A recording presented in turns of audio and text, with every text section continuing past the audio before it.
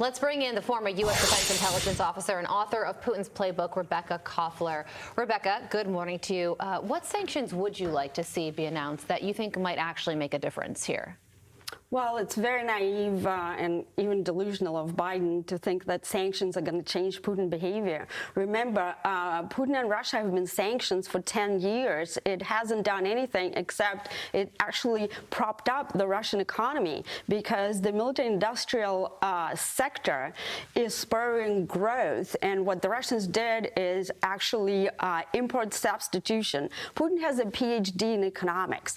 Sanction-proofed his economy long before he invaded Ukraine, which he planned for the past 20 years. So, no, it's not going to change Putin. He actually has a doctrine, the targeted assassination doctrine, that he is implementing against his opponents. If sanctions won't work to change Putin's behavior, then what will?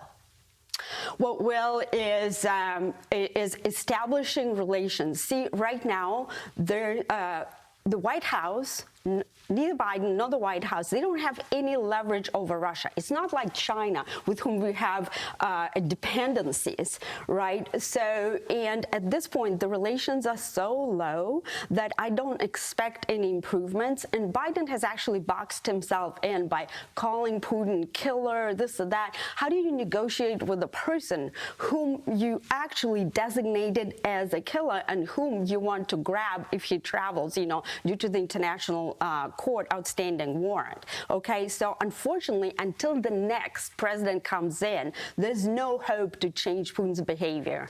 One of the reasons, just a side note here, that Putin has so much money is because they're exporting gas to countries like India that need gas.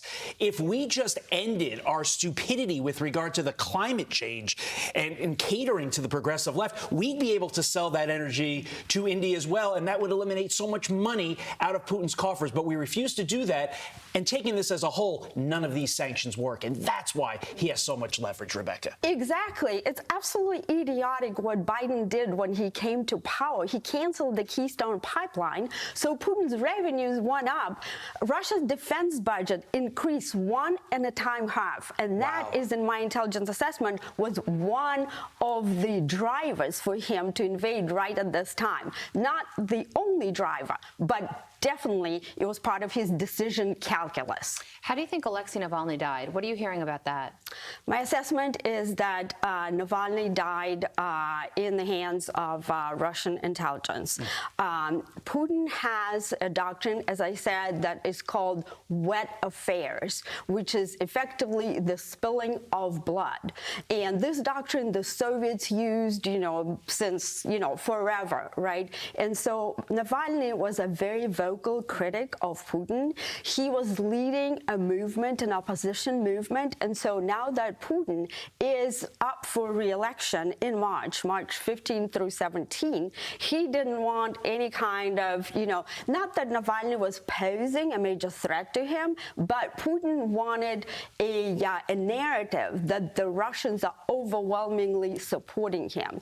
And he obviously wanted to punish Putin. So my assessment, he was held in horrible conditions. I was actually honored to translate Navalny's letters that he wrote out of Gulag to another Soviet dissident, Natan Sharansky. They were moving.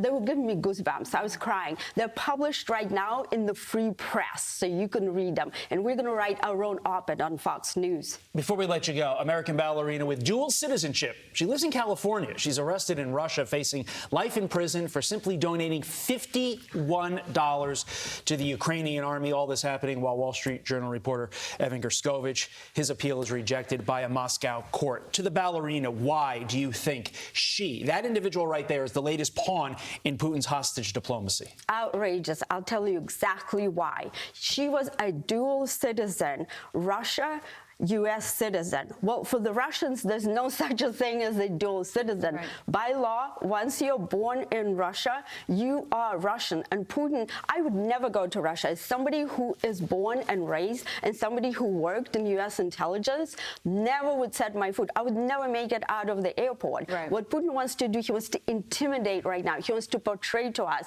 that no U.S. citizen is safe in Russian prison right now. Not Evan Gerskovich, not Paul Whelan.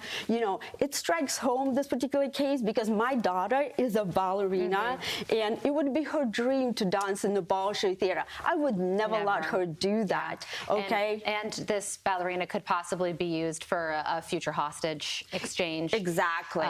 That's why John Kirby's saying if you're a U.S. citizen, including dual nationals residing or traveling to Russia, you ought to leave right now. Sound advice from John Kirby there. Rebekah, thank you so much for joining us. Thank you for having me.